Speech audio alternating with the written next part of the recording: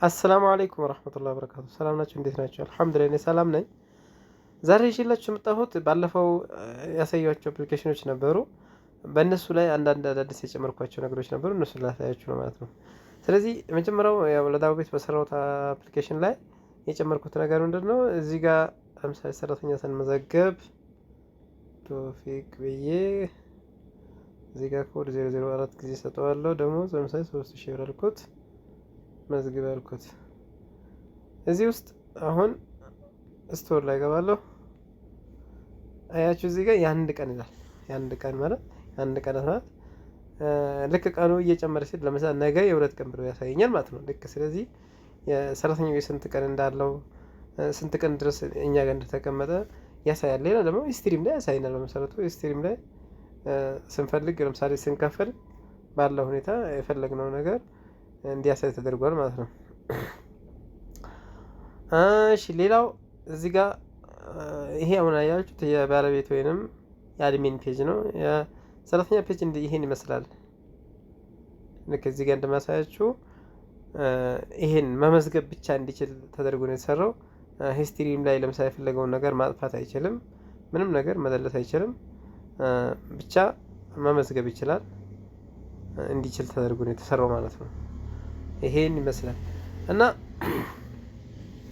ሌላው ይሄ ፋብሪካ ነክ ነገሮች ዳቦ ቤት የመሳሰሉ ነገሮች ነው በዚህ አፕ የምንሰራው። ሌላው ደግሞ ንግድ ማለት መሸጥ መግዛት፣ የሆነ እቃ ገዝቶ አትርፎ መሸጥ የመሳሰሉ ነገሮች ሊሆን ይችላል። ሱቅ ሊሆን ይችላል። ጂምላ ቤት ማከፋፈል ሊሆን ይችላል።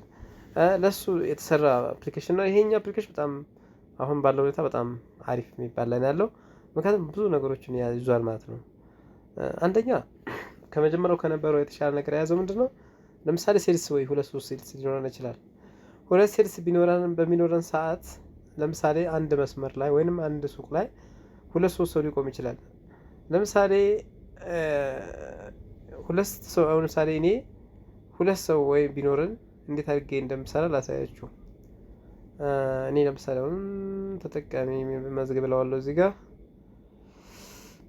ሳሌ ቶፊቅ እላለሁ። እዚህ ጋር ደግሞ 00 ደስተው ዝም ብዬ ለሙከራ ስለሆነ ማለት ነው። አሁን እኔ ስቀበል በቶፊቅ ስም እኔ ለምሳሌ ወጥቼ በራሴ ልግባ ላሳያችሁ። በቶፊቅ ላይ ግባ 3-4 እንኳን ደህና መጡ ቶፊቅ ይላል ከላይ።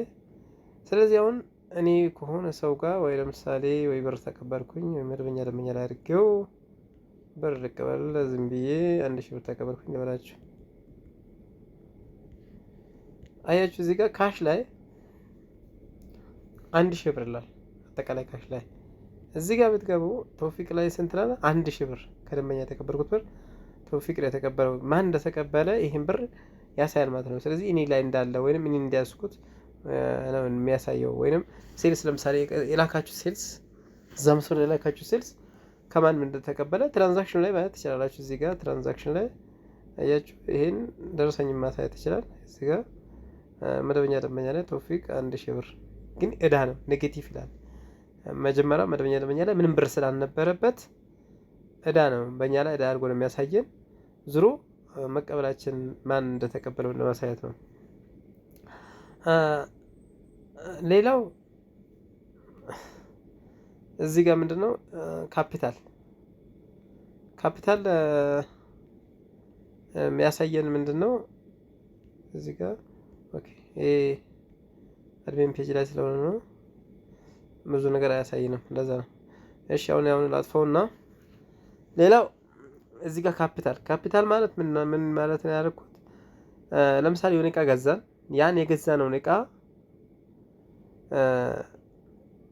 ስቶር ላይ እስከተቀመጠ ድረስ አሁን ስቶር ላይ ባዶ ነው። ለምሳሌ ስቶር ላይ እስከተቀመጠ ድረስ እኛ በገዛንበት ዋጋ ያንን እቃ ብር እንደ ካፒታል አድርጎ ያሳይናል ማለት ነው። ለምሳሌ እኔ 100 ፍሬ ወተት ገዛው በ60 ብር ገዝቻለሁ ልበልና ግዢ በዕዳ ብዬ መዘገብኩት። አያችሁ እዚህ ጋር ምንም ነገር በቃ ካፒታል ላይ ስንት አለኝ? 6000 ብር አለኝ። የሰው ዕዳ በዕዳ ነው የገዛሁት። የሰው ዕዳ ስንት አለብኝ? 6000 ብር። ስለዚህ ዕዳ ብሎ 6000 ብር አስቀምጦልኛል። እዛ ጋር ደግሞ ካፒታል ላይ ካፒታል ዝርዝር ላሳያችሁ። ይኸው ወተት 100 ፍሬ 6000 ብር አለ ይላል፣ ወደ ብር ቀይሮት ማለት ነው። ስለዚህ ይሄ ምንድነው የሚጠቅመን? ለምሳሌ ያለንን ብር ያለንን ካፒታል ያለንን ሱቃችን ላይ ያለው ብር ልክ ኢሚዲየትሊ ስንገዛው ወደ ካፒታል ወዞ ያስቀምጠዋል። ስቶር ላይ አለ። ለምሳሌ ወተቱ ስቶር ላይ እስካለ ድረስ እስካልሸጥነው ድረስ በካፒታል ደረጃ ተቀምጧል ማለት ነው፣ በሸጥንበት ዋጋ ደምሮ። ያን ምንድነው የሚጠቅመን? ትክክለኛ ትርፋችንን ለማወቅ ይጠቅማል ማለት ነው።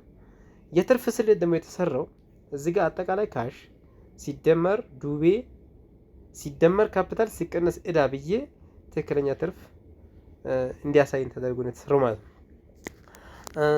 ሌላ በዚህ የተጨመሩ ነገሮች አሁን ለምሳሌ በፊት ያልነበሩ ሰራተኛ ፒን መቀየር እንዲችል ተደርጎ ነው የተሰራው።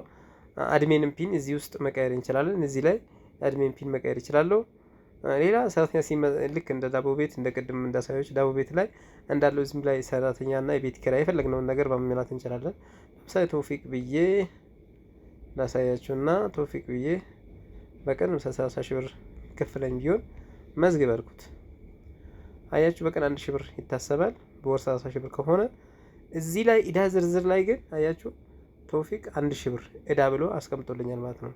ስለዚህ አሁን ለምሳሌ እዚህ ጋር ትርፍ ኔጌቲቭ 1000 ብር ላል ምንም መሸጥኩት ነገር ስለሌለ ምንም ካፒታል ስለሌለኝ ያው ግዴታ ኔጌቲቭ ብሎ የሚያሳየን ማለት ነው። ስለዚህ አሁን ለምሳሌ 100 ፍሬ ወተት ልሽጠውና ላሳያችሁ 100 ፍሬ ወተት ዝም ብዬ በ100 ብር ሸጥኩት ልበላችሁ። ከዛ እዚህ ጋር ሽያጭ በካሽ ልበለው፣ ሽያጭ በካሽ ሸጥኩት። ስሸጠው አጠቃላይ ካስ 10,000 ብር ይላል፣ የትርፍ 3,000 ብር ይላል። ምክንያቱም ምንድነው 1,000 ብር ምንድነው የሰራተኛ ወጪ አለብኝ። እዚህ ጋር ሰራተኛ ይታያችኋል 1,000 ብር ይላል እዳ። ስለዚህ እዳውን ቀንሶ ነው የሚነግረኝ ማለት ነው። ትርፉ እዚህ ጋር እዳ 6,000 ብር አለ እዳ የሚከፈል፣ የሰራተኛ 1,000 ብር አለብኝ፣ ወጪ 3,000 ብር ትርፍ ብሎ ያሳየኛል ማለት ነው። እሺ ሌላው ይሄኛው ለምሳሌ ሌላ ሰራተኛ ቢኖረን ወይስ የቤት ኪራይ ለምሳሌ ቢኖረኝ ለምሳሌ ቤት ኪራይ አልኩት። ቤት ኪራይ ብዬ 10,000 ብር ብለው የወሩን ነው የምሞላው። የወሩን ስሞላ በቀን አሁን ዛሬ በቀን ለቤት ኪራይ 333 ብር ታወጣለህ ወይንም አዳ አለብህ ብሎ ከመጀመሪያ ከትርፉ ላይ ይቀንሳል። ስለዚህ ትክክለኛ ዛሬ ያተረፍኳትን ትርፍ እዚህ ላይ ያሳየኛል ማለት ነው። ለምን የቤት ኪራይ ቀንሶ የሰራተኛ ቀንሶ ሌላ ወጪ ካለብን ልክ እንደዚሁ ወራዊ የምናወጣው ወጪ የምንዘግበታለን። እሱ በየቀኑ እየሄደ እዳ ዝርዝር ላይ ይጽፍልናል። ከዛ ቀጥታ ካሽ የምናገኛትን ብር ትርፍ በየቀኑ ያሳይናል ማለት ነው። እዚህ ትራንዛክሽን ላይ ብታዩ ቤት ኪራይልና ሲስተም ይላል። እዚህ ጋር ደርሰኝም አለ አያችሁ፣ ሻጭ ሲስተም ይላል። ይሄንን የሚያባዘው ይሄንን ካልኩሌተር የሚያደርገው ማን ነው? ሲስተሙ ራሱ ነው የሚለው፣ ማንም ሰው አይደለም የሚያዘው። ስለዚህ ወስዶ ወደ ማለት እዳ ዝርዝር ውስጥ የሚከተው ወስዶ የሚጨምረው የሚቀንሰው ማን ነው? ሲስተሙ ራሱ ስለሆነ በሲስተሙ በራሱ አማካኝነት ይሄንም አሁን ምሳሌ እዚህ ጋር የሰራተኛ ቀደም ዘገብኩት ራሱ ቶፊቅ ብለው የሚዘገበው ሻጭ ማን ነው? ሲስተሙ ነው የሚለው። ማን ነው? ሲስተሙ ራሱ ኦዲት እያደረገ ወደ ማን ይጨምራል ማለት ነው? ወደ እዳ ዝርዝር ውስጥ ይጨምርልናል ማለት ነው። ይሄ ምንድነው ጥቅሙ? ለምሳሌ ዛሬ ሻርፕ ዛሬ ያተረፍናትን ትርፍ ትክክለኛውን ትርፍ ስለሚያሳየን እንዲያሳይን ተደርጎ ስለሆነ የተሰራው በዚህ መልኩ ሂሳባችን ዛሬውኑ ስንት ብር እንዳገኘን ስንት ብር እንዳተረፍን ኪሳራም ከሆነ ስንት ብር እንደከሰርን ትክክለኛ ትርፋችንን እንዲያሳይን ተደርጎ የተሰራ አፕሊኬሽን ነው። በተለይ እዚህ ጋር አሁን ሰርች ላይ በቀን ሰርች ማድረግ እንችላለን። ከፈለግን በስም ይኸው ቀን እዚህ ጋር ሰርች ስታደርጉ የዛሬን ብቻ ለይቶ እንዲያሳይን፣ ወደ ኋላም ደግሞ እንደዚህ ወደ ኋላ እየሄድን የፈለግናትን ቀን እንዳያደርገን የፈለግነው ደግሞ በስም ከፈለግን እዚህ ጋር ስም ጽፈን ሰርች ማድረግ እንችላለን።